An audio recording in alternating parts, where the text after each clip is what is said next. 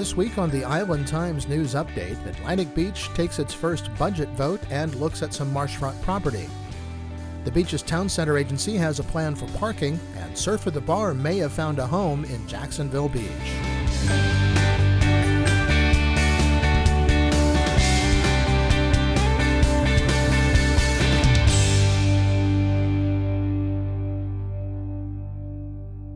Welcome to the Island Times News Update. I'm Tom Patton. The Atlantic Beach Commission passed on first read Monday night its millage rate and budget for fiscal year 2016. The millage rate will remain the same as last year in Atlantic Beach. The proposed rate of 3.3285 mils is 5.44% more than the rollback rate of 3.1567. City Manager Nelson Van Leer said maintaining the millage rate the same as last year would allow the city to adequately fund the existing level of services and fund anticipated infrastructure projects. The only commissioner to object to a flat millage rate was Jonathan Doherty, who said the rate should be set at the rollback rate because allowing the millage rate to remain flat amounted to a tax increase for Atlantic Beach residents. He said the city has largely recovered from the economic downturn of 2007. I think if we rolled it up then, when things got better, I think it's responsible of us to roll it back now. And I know it may cost us a little bit of money, it may be negligible money, but it just seems like the right thing to do. But Commissioner Jimmy Hill said the city still has some catching up to do from that economic downturn.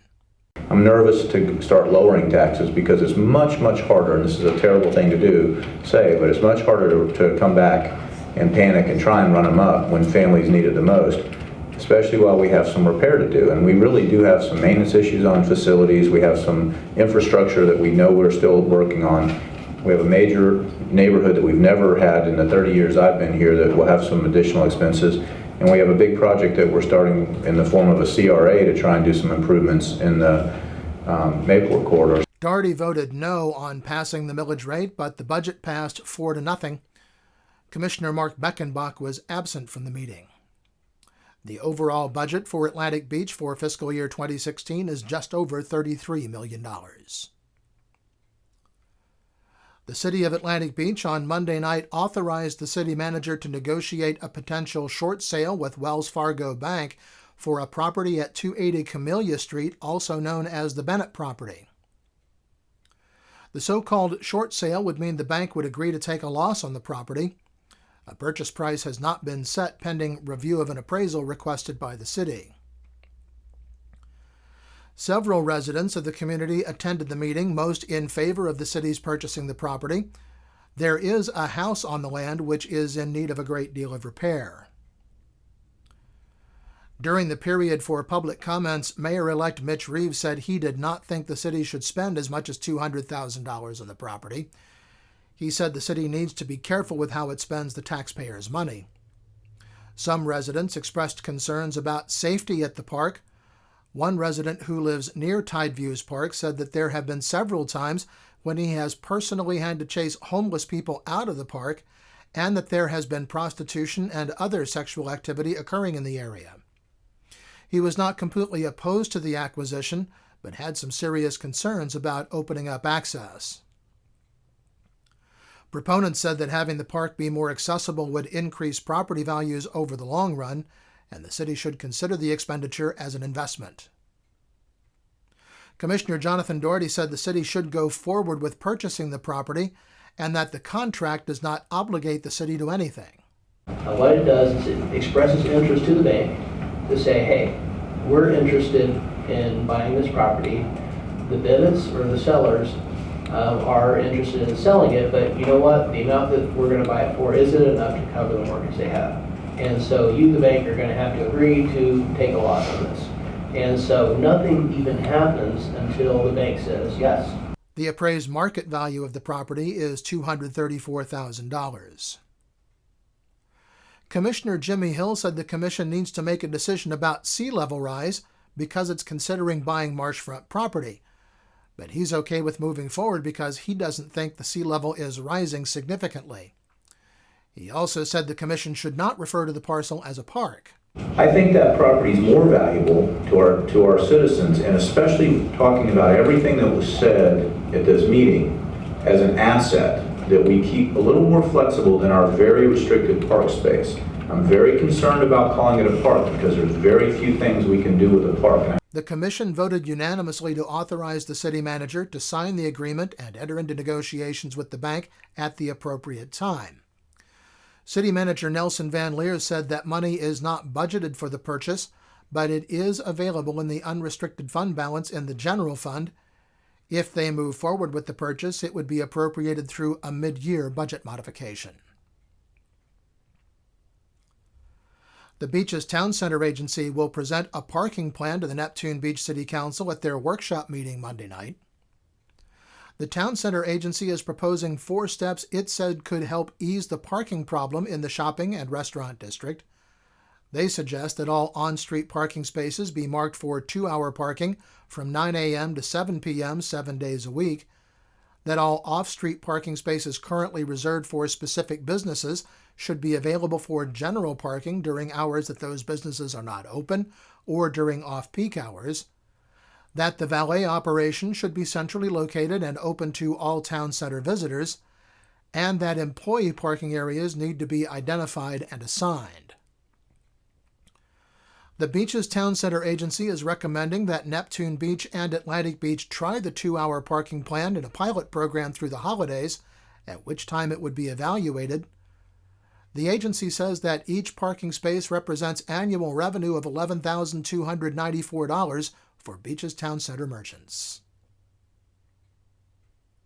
Well, Jacksonville Beach became the first of the 3 beach communities to finalize its annual budget.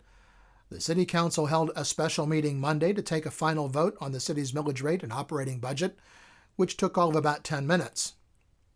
The final budget vote in Neptune Beach will be held in a special meeting Monday before their workshop, and the final vote in Atlantic Beach will be held August 28th. At its meeting Monday night, Jacksonville Beach is set to approve a 2-year extension with Jax Beach Festivals for the Spring and the Blues Festival to 2017. The city will contribute $8,000 per year to the festival. The city will also vote on the approval of permits for the Sea and Sky Spectacular scheduled for next month. Well, when we come back, a new shopping option for Beaches residents. This is the Island Times News Update. Charlie's Tropic Heating and Air Conditioning in Atlantic Beach offers a full range of residential and commercial heating and air conditioning services, from new installation to replacement and remodeling. Charlie's Tropic Heating and Air Conditioning can keep your home comfortable year-round, and they offer preventive maintenance contracts to keep your system running at peak efficiency.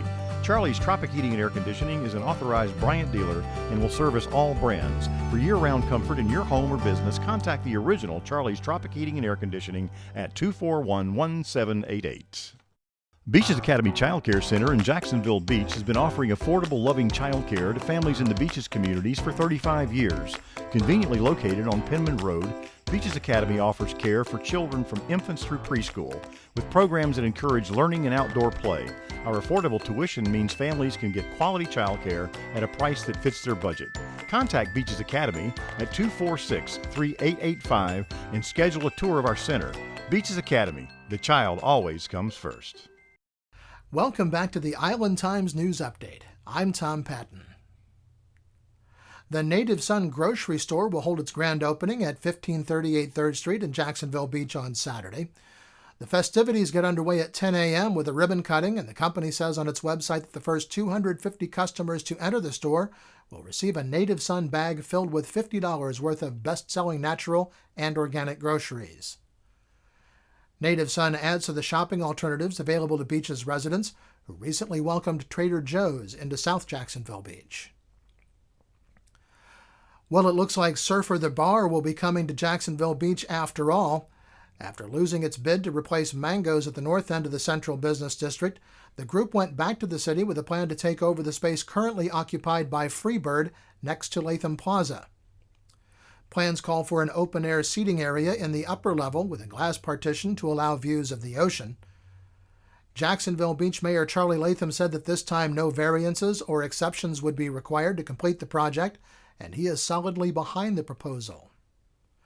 Surfer the Bar celebrates surf culture and is affiliated with Surfer Magazine.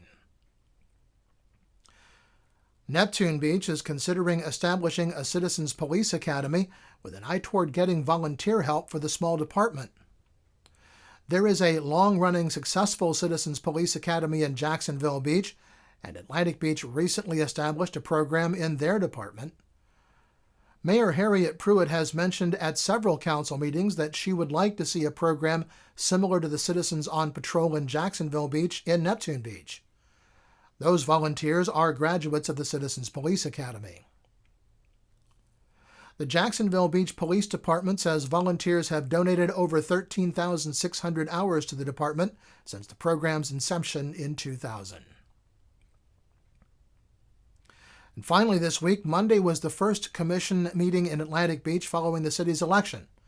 And outgoing Mayor Carolyn Woods used the privilege of the chair to offer some observations about the campaign.